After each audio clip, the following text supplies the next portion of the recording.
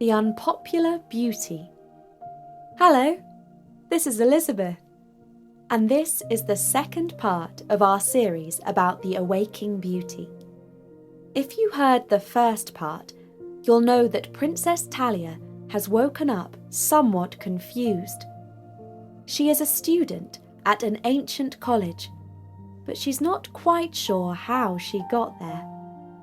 In this episode, we will find out how she fits into her new surroundings. Ancient rules governed the conversation over dinner at Westerly College. For instance, it was forbidden to discuss the paintings on the wall or women who were not present. At least one of those diktats was being thoroughly broken that night, for the gossip on all the freshers' lips was of the princess who slept through tutorials and who called her fellow undergraduates peasants. The rector of the college stood up at the high table and declared the Latin grace, Benedictus benedicat. And just as the first course of watery soup was being served, a dark, beautiful woman, clad in long scholar's gown, strode into the hall. On her chest, she wore a star glittering with diamonds. Nobody was in doubt about who she was.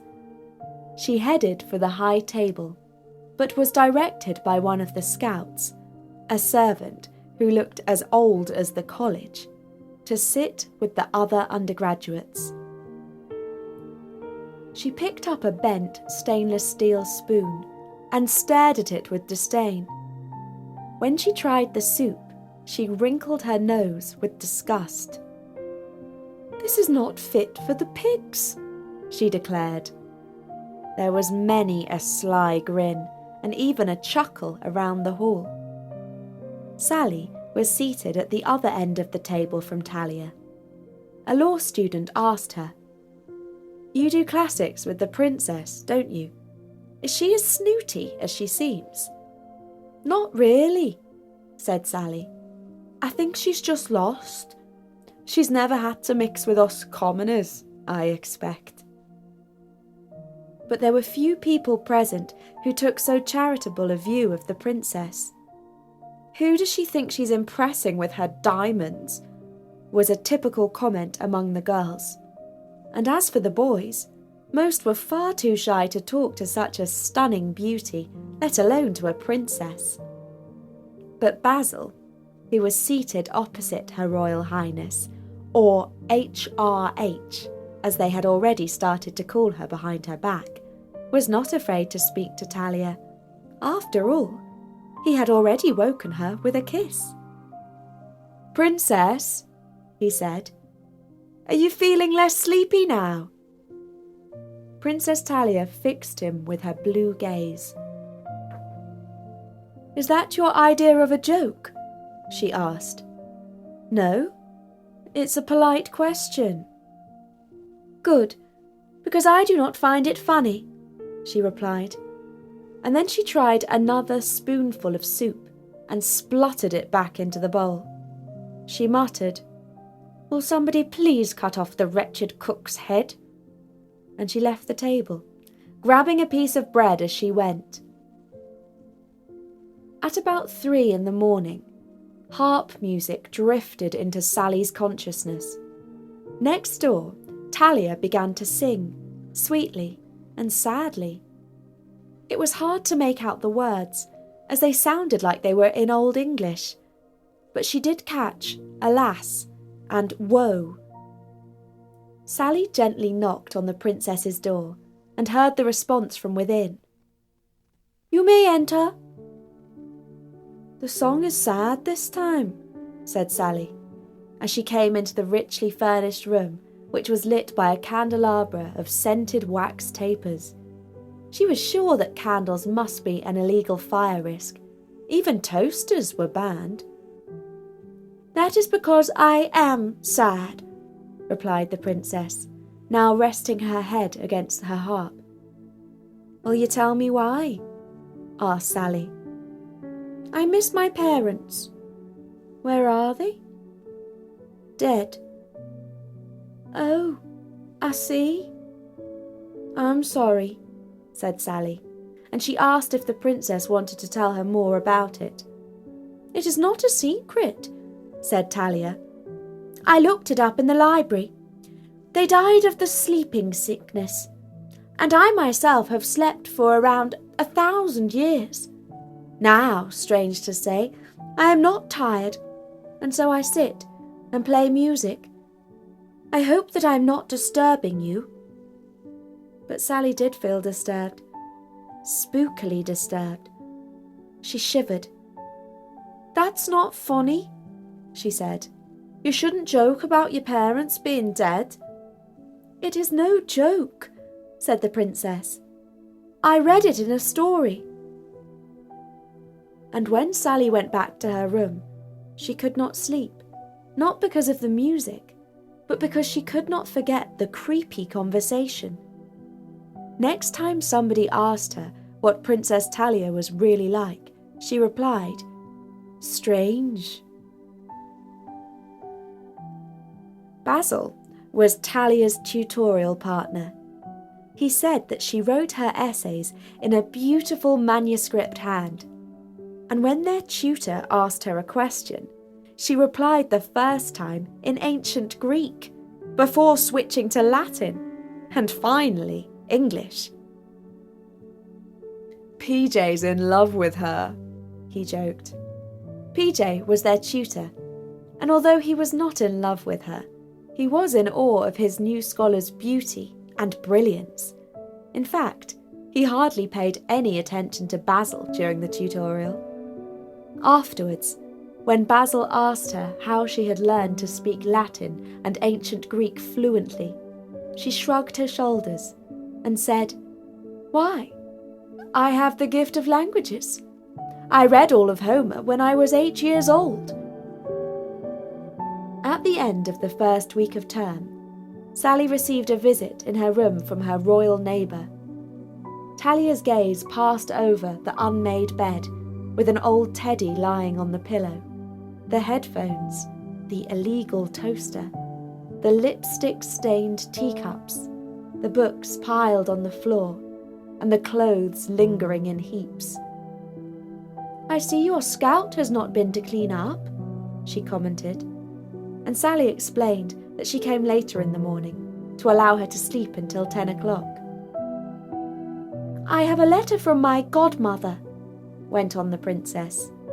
"She says I must use this card and a secret code to obtain money. Do you understand this thing?" And she showed her a black plastic bank card. "Sure," said Sally. "You stick it in the hole in the wall." And when Talia looked baffled, she offered to come with her to the bank and show her how to use it. As they stepped out of the college, a bicycle shot by. "Whoa!" said Talia, quite alarmed. "I know, they aren't supposed to ride on this street," said Sally. "Look, a policeman's stopping him." The narrow street was busy, as always, with people walking up and down, their footsteps and conversations echoing around the ancient stones. At the end, they turned onto the shopping street with its rumbling of traffic. Talia tugged on Sally's sleeve. "I can't go on," she said. "This quest is too frightening for me." And she turned back to the college. Sally wondered if the princess was suffering from something like agoraphobia. Later, in the junior common room, a small group of students were discussing the subject of Princess Talia, not for the first time, while lounging with cups of cocoa. "She's putting on an act to seek attention," said Jenny, who was a scraggy English Lit student. Matt, on whose shoulder Jenny was resting her head, asked, "She's Princess of where, did you say?" But nobody knew where Talia was from. Jenny suggested, "In all probability, she's from Essex." They did not realise that Princess Talia was in the room, and had overheard their conversation. "No, I am not from Essex," she said, as she loomed over them, richly dressed and bejewelled as usual. "I am from Wessex." "Oh, you're a Wessex girl," said Matt. "I would thank you not to be so rude to your betters," replied the princess. "And do not gossip about me, if you do not wish your tongue to be cut out." "Is she for real?"